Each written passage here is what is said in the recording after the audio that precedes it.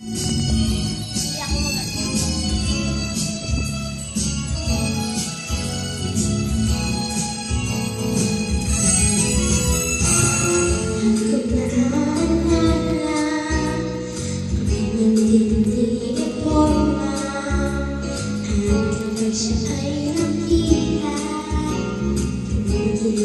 talaga, di naman siya sobrang bago, ngunit siya ang kaya ko. Bakit ba ganito ang nagdalaman ang puso ko?